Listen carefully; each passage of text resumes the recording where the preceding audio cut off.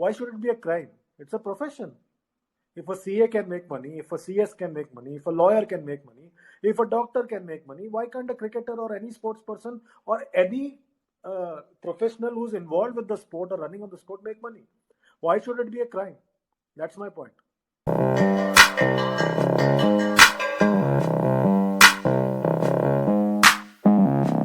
Many people believe that there are certain individuals who are born with a certain talent, and these individuals can only get success.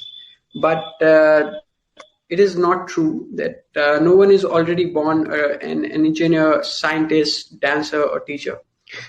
And skills can be learned through dedication, hard work, passion, and persistence. So all these qualities fit in our today's guest speaker. And I take this opportunity to welcome Mr. Chandresh Narayanan, senior sports journalist, author, commentator, and the list is long. So I welcome you, sir, and thanks a lot, and thank a lot for giving your precious time and coming for this discussion. Thanks a lot for having me, Utkarsh. I hope you're fine. Yes, definitely, sir. So, and hoping the same for you. So my first question would be that how did you actually start your career? Were you always crystal clear in your mind that I have to go into this journalism field or any area related to sports, or did it happen? Hanji, please. Utkarsh, I was always clear that I had to get into some kind of a media role. And I'm talking about 25 years ago when the various aspects of journalism was still not very crystal clear in India. Television news was just becoming coming of age in India.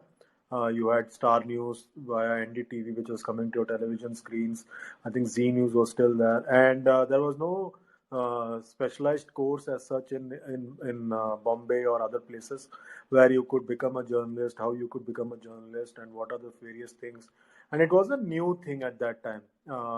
Talking about late 90s, television news and everything was just very new.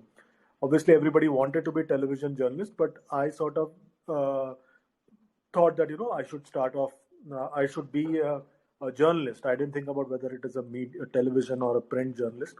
And at that time there was also towards the end of the late 90s, there was also this big boom for dot coms, which there were dot coms all over. Everybody started a dot com. You may have been very young at that time, or may not have been born, but at that time there was a. Can you hear me? Yes, sir. Yes, sir. You're audible. Yeah.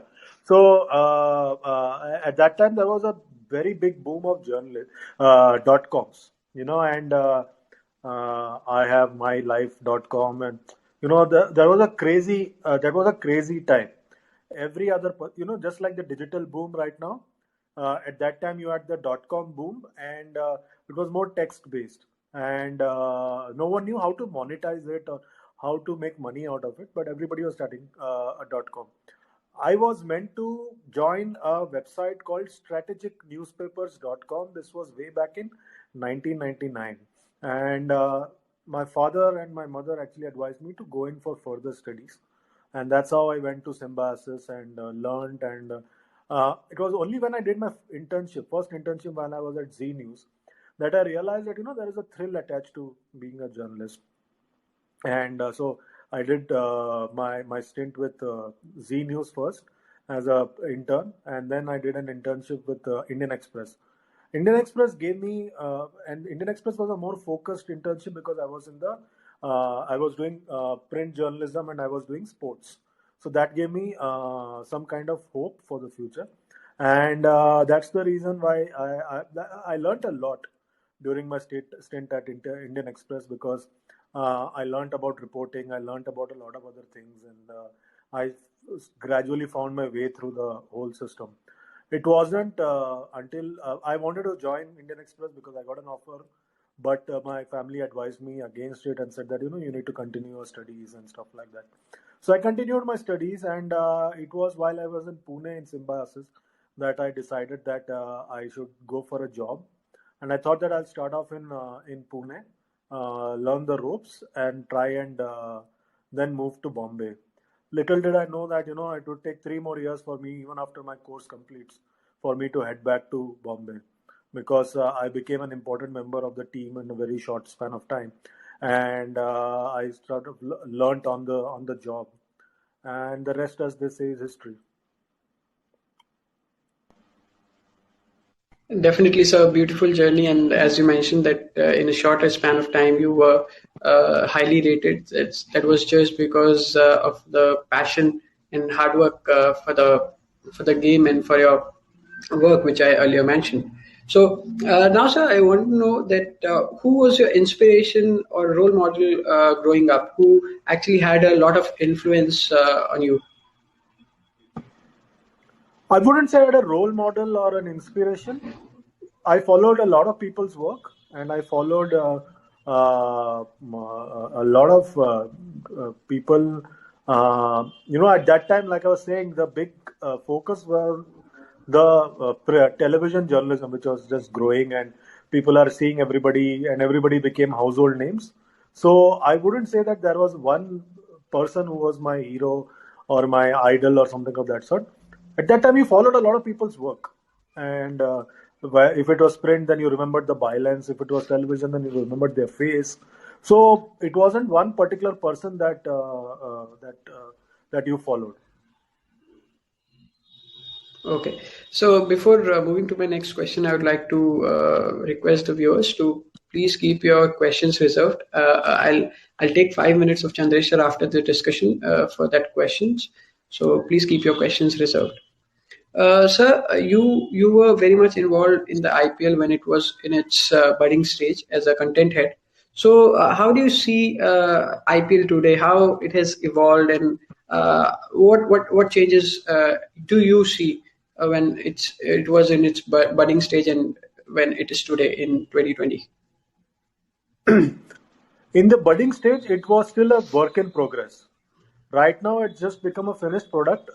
In the early stages, there was a lot of editorial interest in the product, but I don't see much editorial interest in the product per se.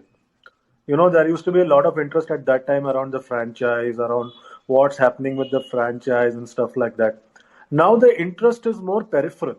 The interest in the IPL editorially, in terms of fortunes of the franchise and what the player is doing for the franchise and stuff like that, has become much more peripheral. It is just like it's like a formula now. The interest in editorial in the IPL in the early stages was a lot. And that was also because there was a lot of interest generated around the IPL because of the presence of Lalit Modi. Now, the interest around the IPL editorially is next to nothing. Once the matches start, you won't, and I've seen this from very close quarters as well. Media is not interested in the player and what he's doing for the franchise. The media is more interested in the player and what he has done internationally, rather than what he has done in terms of the franchise. And unless there is a major controversy, you hardly find editorial interest in the matches per se. You will find the match report and all, which comes in print and stuff like that. That is all part of the rigmarole.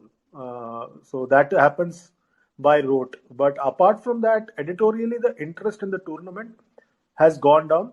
Right now there's interest because you are moving to another country and you are moving to SOPs and so on and so forth. That interest is there.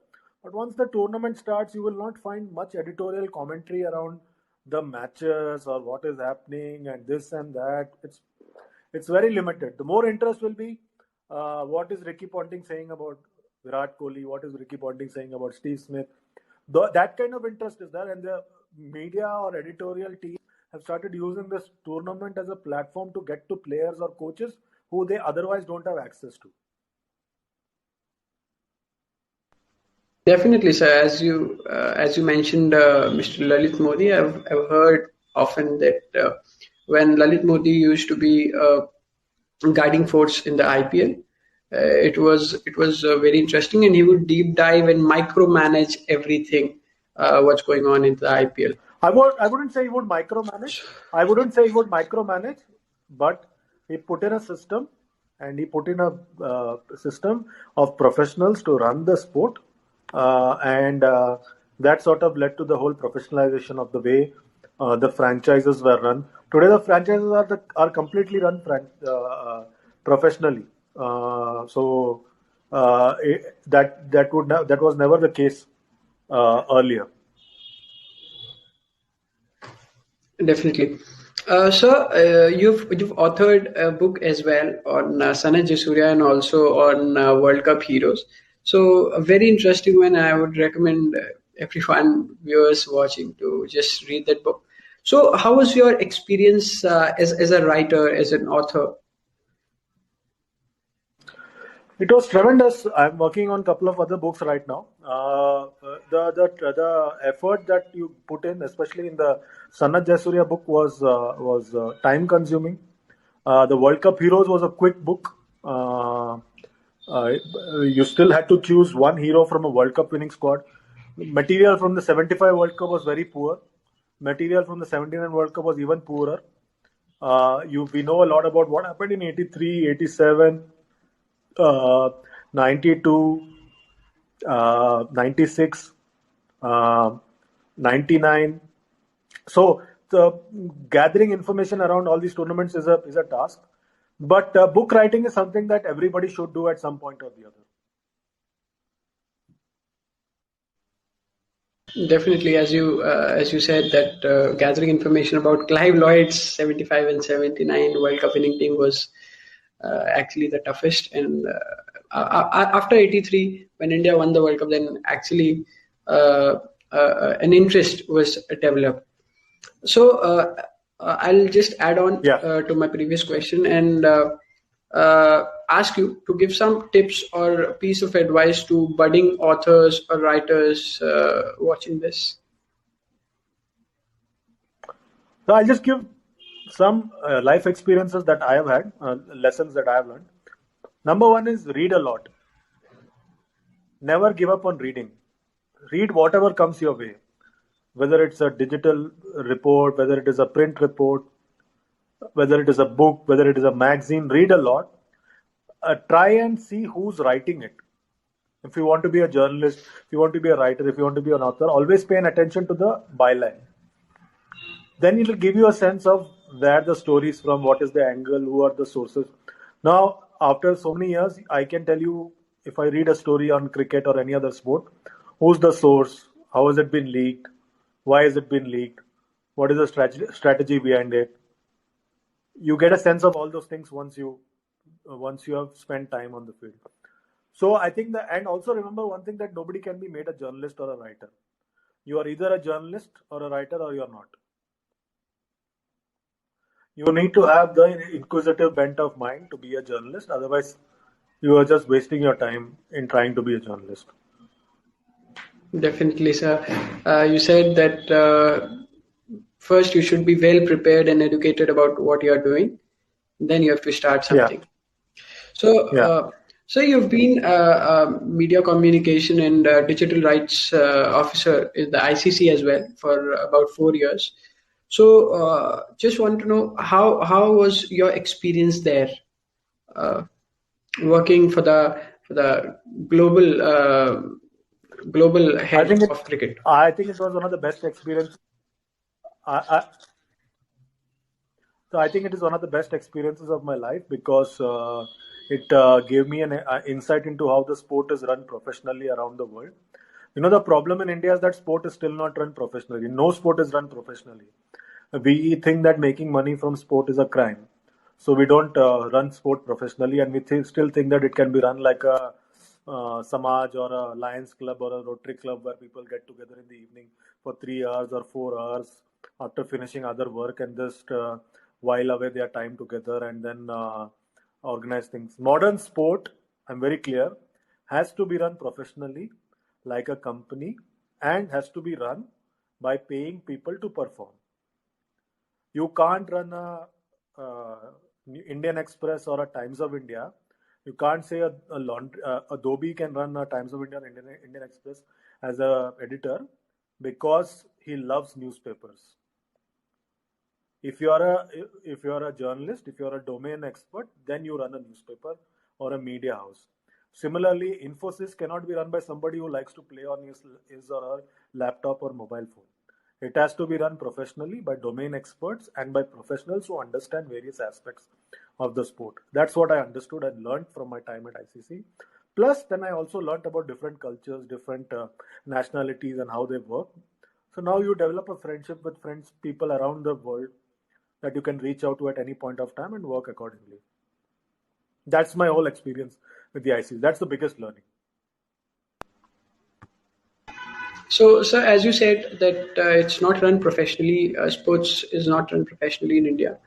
I would just like to add that what do you think that in England and Australia, Ashes is considered to be the revenue generator just because Test cricket is not that common amongst the fans, but it is a revenue generator just because that they market Ashes very well. They market it as an event. And what do you think that BCCI has missed the same trick in India? I think BCCI has missed the trick long back in terms of Test cricket. They needed to put Test cricket on a pedestal, which they did. I think they bankrolled one-day cricket post the 1983 World Cup, and in the 90s, because of the evolution of satellite television and big money and stuff like that, one-day cricket reached a different level because of that. I think that Test cricket, that's why missed out on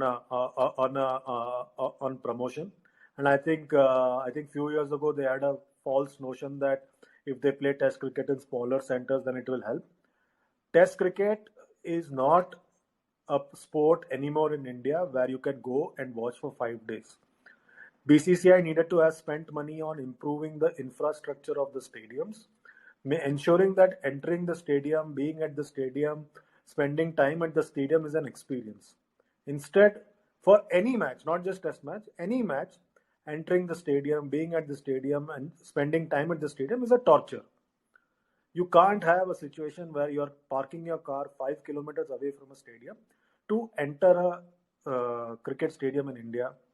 And BCCI should have done much more. What has happened is that cricket matches in India is a way for all the security agencies to just have a free look at match on the pretext of some phony or some never before seen threat to the cricket matches. So you have them putting up barricades and not allowing people to enter the stadium or have to walk some 5 kilometers. It starts from there. Plus, entering the stadium, then it's a torture. Your mobile phone's jammed. You can't get water in. There are no lifts. There is nothing to eat. Toilets are bad. There is no experience. Kids can't come into the stadium. Kids, if they come in, then they are going to be like it's almost like being in a zoo. They are caged. They are kept inside. So BCCI needed to have spent money on improving the experience for the fans entering the stadium. That has not happened. And as a result, Test cricket became a digital sport. So now it is followed via digital. Even if it is not watched, it is followed via digital media. And BCCI needs to cash in on that. They need to do something whereby they improve the digital experience for the fans, so that they follow Test cricket. And that is not happening, and that is a sad reflection on the BCCI, in my view. Definitely, sir. And I hope BCCI just cashes in what you said and just improves the infrastructure of the sports, or rather cricket in India. So my next question, I'll take you way back to 1977 and 79, the Kerry Packer series, which happened, a Rebellion series. Although it was a Rebellion series, but actually it paved the way for the cricket which is to be held in future, as protective gears emerged. David Hoops was got a nasty blow of Andy Roberts, so protective gears emerged. Broadcasters had a say in the cricket boards, and drop-in pitches came, night matches came, colored kits came. So Do you think that although it was a rebellion series, but it paved the way for the cricket in future? Yes, it did. It changed the way cricket was played.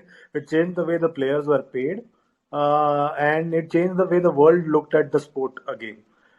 The sport had stagnated, much like it stagnated before IPL. So there comes a time when the sport starts stagnating, and I think we are reaching that point again in world cricket. So the sport had stagnated, and it required a fresh infusion of blood, and that's what it did at that time. But again, Indian players were again not part of the revolution, because as a lot we are very scared to take risks, because at that time most of our guys were working in banks and had steady jobs. They didn't want the boat to be rocked, and they didn't want to be considered a professional. So it has been a lifelong problem in India, where the players didn't want to be considered a professional earlier, and the BCCI also thought because of that making money out of sport is considered a crime. You saw the way when the cricket advisory committee was formed. Tendulkar, Ganguly, and Lakshman, they actually wrote a letter to asking for money to be paid for their services to choose the coach for India. But when the letter was leaked, they became queasy, and they didn't want the world to know that they were going to ask money. Because again, it comes down to the fact that making money from sport is considered a crime. Why should it be a crime? It's a profession. If a CA can make money, if a CS can make money, if a lawyer can make money, if a doctor can make money, why can't a cricketer or any sports person or any professional who's involved with the sport or running on the sport make money? Why should it be a crime? That's my point. Definitely, sir. If you are providing your services, then actually you should get something in return. So quid pro quo is something which should apply. Uh, Sir, I'll move on, and now I'll just ask a question which many want to listen. That what were the challenges which you faced throughout your journey? As you mentioned of opportunities, and challenges bring opportunities. So what were the challenges which you faced throughout your journey? Please briefly if you could explain. Challenges are many, Utkarsh. It could be anything. It could be in the form of being not knowing people, uh, not having access to people, getting time for people to know you. So the challenges are many, and it has taken me a long time for me to be accepted in this ecosystem, and it's the same for everybody, and that's why I consider myself lucky that in a very short span of time I got access to the players, I got access to people, and people sort of know me. So the access or the growth accordingly has been because of the fact that I put in my time and learned a lot along the way. So one thing I can definitely say that you haven't been lucky. It was your hard work, dedication, passion for the work, and you've been a constant learner of life, I would say, and that actually took you to this level. So you're also in the field of commentary. You're also very active in the field of commentary, and being a non-cricketer commentator. Actually, I want to know that was did you find any difficulty being a non-cricketer commentator, or were you embraced? See, I did a series in I have done I do series in Bangladesh, which is easier to do because people are not looking at you as some kind of a challenger or stuff like that. But in India, it is still a star driven system, and that's why I think that people non cricketers are not considered commentators in India because of the fact that India, in all fields of life, is star driven. Whether it is sports persons, whether it is politician, the VIP culture is all over. Let's put it this way: it's the VIP culture in India which is the problem, and it's all pervasive. And that's not the case outside India. Definitely. If in India we take names, then we can only find if we look at the present commentary panel, we can only find Mr. Harsha Bogle as the non-cricketer commentator. Otherwise, all the cricketers are there at the task. So, Yeah. at the same time, how do you see the future opportunities for the non-cricketers to commentate in the matches? How do you see the future for the young guns? In India, it's zero. In India, absolutely there is it's Very zero. so an honest and very You straightforward can reply at from best be a Chandresh sir. presenter. You can at best be a presenter and ask scripted questions. Otherwise, commentary is impossible. So very straightforward reply from Chandresh sir, and definitely it's the reality. It's a sad reality. One question for you, sir. As you are in Dubai, so Rohan Sharma is asking, what preparations are being done in UAE for IPL? Are the people excited, and how are the arrangements? So the IPL, like I was saying, unlike India, and I'll say this on all my chats, stadiums in UAE are not prepared like it is like some marriage bureau, marriage hall yeah, in India. Like in India, you will find that last minute preparations are done at the stadium. That's not the case outside India, and that's the system that I'm saying needs to change. In India, we are so used to this last minute thing that we think that everywhere in the world, everybody is going to be running sport like that. Here, the stadiums are ready. It's just about putting on the boards all over and you're good to go. That's it. End of story. The stadium is looked after 24 into 7, 365 days a year. That's not the case in India. That's the problem. That's just that mindset needs to change, and that comes from having a professional system. People being paid to do their job. That's the problem with India, and that's why we are not doing well in sports. And that's why we have these questions about how is the preparation. There's nothing to be done. Stadium are ready. Stadium is ready. Just have to get on with it. That doesn't happen in India. In Definitely. India, everything is last minute. Definitely, the message Chandresh sir is conveying is very loud and clear that we need to hire professionals, and if you will hire professionals, then it's of no reason that you have to pay them, because if you are taking services from a professional, it's obvious that you have to pay them, and if you will pay, then if you hire professional, then only your infrastructure can develop, and you can have a systematic approach, as Chandresh sir is saying. In addition to that, sir, last or rather this year only in Guwahati, we saw that the hair dryers were used to dry the pitch to soak off the moisture. So that wasn't a very pleasing sight as far as BCCI and Indian cricket is concerned. That's a shame. That's an absolute shame. That you consider that Eden Gardens has what do I say? They have The covers for best the full drainage. ground, and that's considered to be a big achievement. Birmingham had full covers for their ground back in 1983-84, and if you have it 30 years later, So it's a big indictment of the way you have been running the sport. still, we It's a are big indictment.